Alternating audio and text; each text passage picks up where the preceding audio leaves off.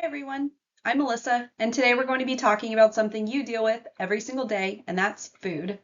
Whether you're grabbing a quick snack between classes or you're figuring out what to eat before practice, the choices you make matter.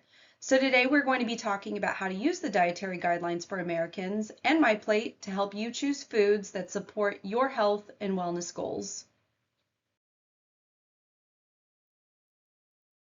This curriculum was developed by Drexel University's Eat Right Philly program.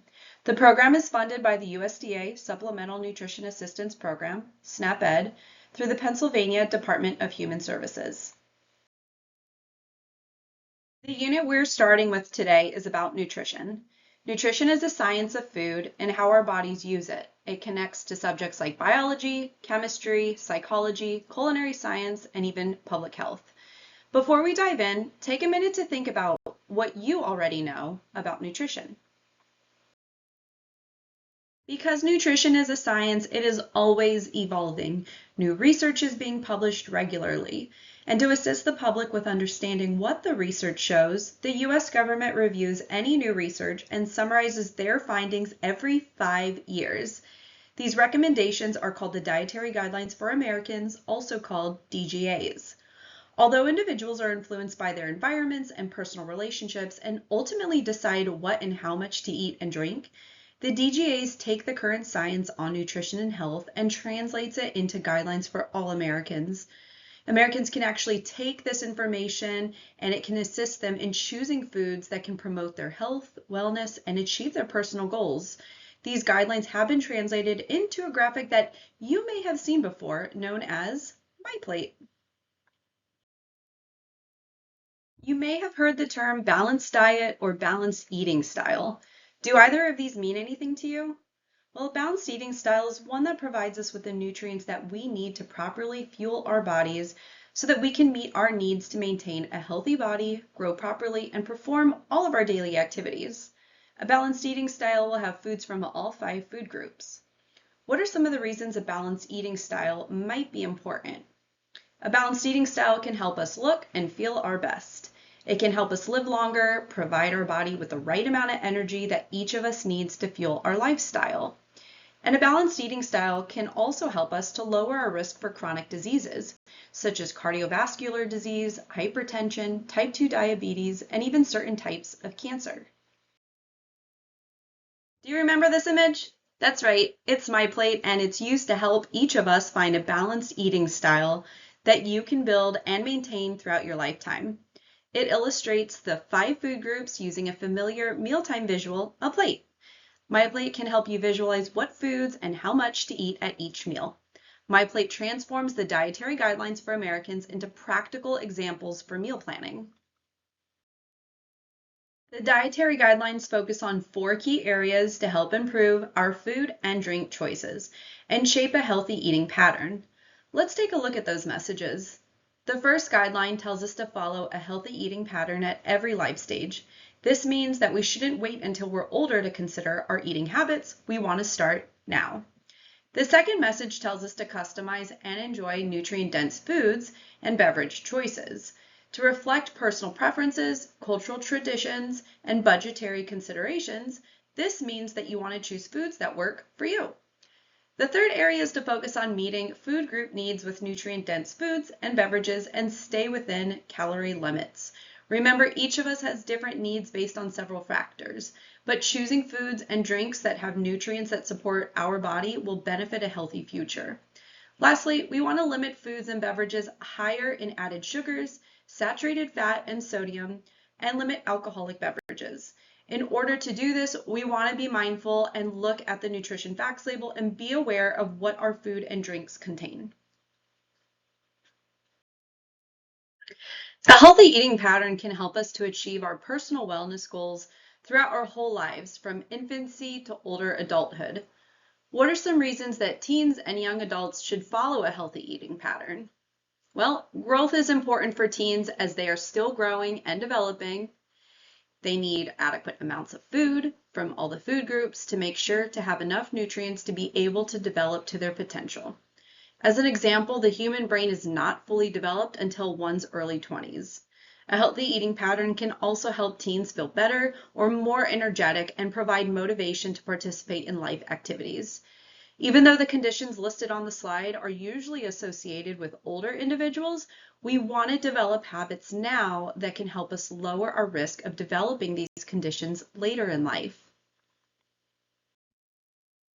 It's important to remember that there is not one perfect eating pattern for everyone, regardless of what you might see in the media.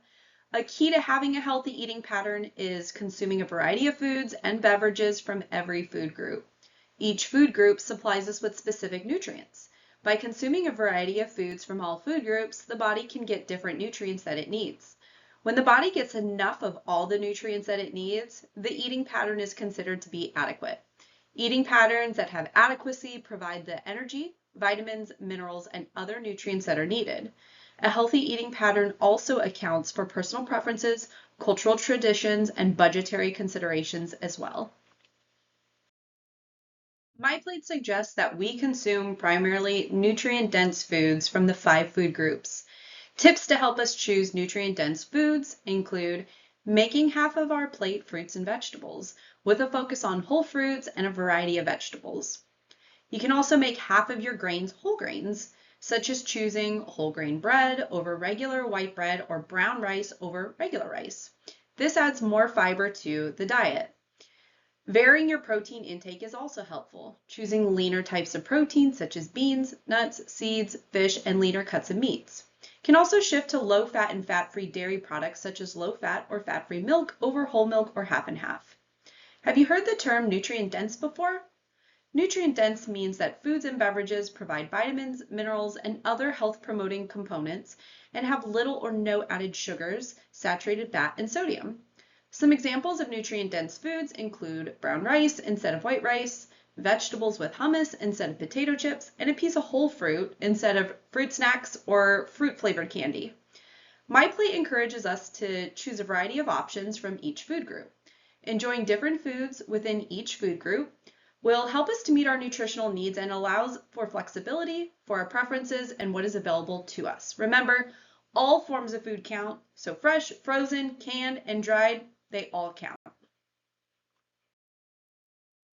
Foods high in solid fat or added sugar, also known as SOFAs, can crowd out the potential of nutrient-dense foods and beverages being included in one's diet. So a good rule of thumb is the 85 to 15 guideline. At least 85% of our foods and beverages should be nutrient-dense choices, while up to 15% of our food and beverage choices can include solid fats and added sugars.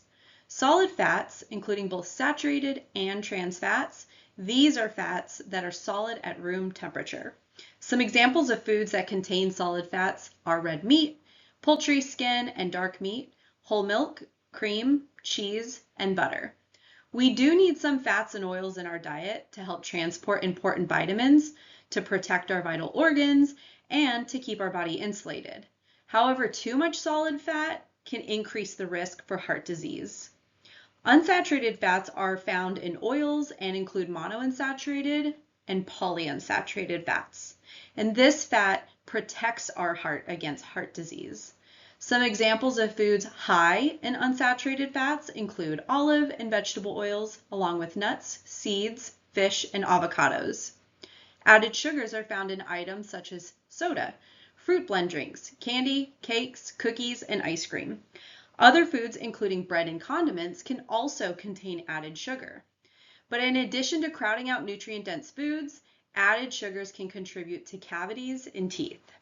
So try choosing water or 100% juice instead of sugar-sweetened beverages and replace sugary desserts with naturally sweet fruit. Sodium is another nutrient to be mindful of when choosing processed foods. Packaged and prepared foods, such as ready-to-eat products, pre-packaged rice or pasta dishes, soups, seasonings, sauces, and gravies, as well as fast food, deli meats, and frozen meals. Salt or sodium can contribute to a condition called hypertension, a condition where your blood pressure is frequently high, and people with untreated hypertension can develop other, even more serious health conditions like kidney failure. So try cooking with less salt and use other herbs and spices instead. Be mindful that common spice blends often already contain salt. It's good to always check the nutrition label to find the amounts of saturated fat, sodium, and added sugars that are found in your foods and drinks. Some foods may count towards both the food groups and SOFAs. An example is chocolate milk. It is a nutrient-dense beverage, and it counts towards the dairy group. It also has many nutrients like calcium, vitamin D, potassium, phosphorus, magnesium, and other nutrients. And it also contains added sugars, and if it is made with whole milk, it'll contain saturated fat. This beverage would be a part of the 85% nutrient-dense foods, as well as the 15% with the added sugars. Even though chocolate milk contains added sugars, it still may be a good choice for you. Overall, it's important to remember that there are no good or bad foods. We just want to make sure to have healthy balance in our choices. Small, simple shifts in your food and drink choices can make a big impact on improving your overall eating style. The dietary guidelines and My Plate focus on shifting to whole grains, a variety of protein, low fat or fat-free dairy, the use of oils instead of solid fats, reducing added sugar intake, and lowering your intake of salt. The guidelines also recommend continuing to make half of your plate fruits and vegetables, with specific emphasis on consuming whole fruits and a variety of vegetables. Following these guidelines will make it easier to meet your energy needs with the things that you eat and drink. So now that we understand the concepts behind a healthy eating pattern, let's take a look at these examples. What are some things that you notice about the foods? Are they colorful? Do they contain multiple food groups? What is something that you might add or adjust to them? When trying new or unfamiliar foods, it's okay if you don't prefer them. The key is to understand why you don't prefer it and to consider if there are adjustments that you could make to enhance it. So remember, a healthy, balanced eating pattern is appropriate for all stages of life. It should reflect our personal preferences, our cultural traditions, and fit our budgetary needs. Overall, we want to strive to consume a variety of nutrient-dense foods from the 5 food groups and limit our consumption of solid fats, added sugars, and sodium.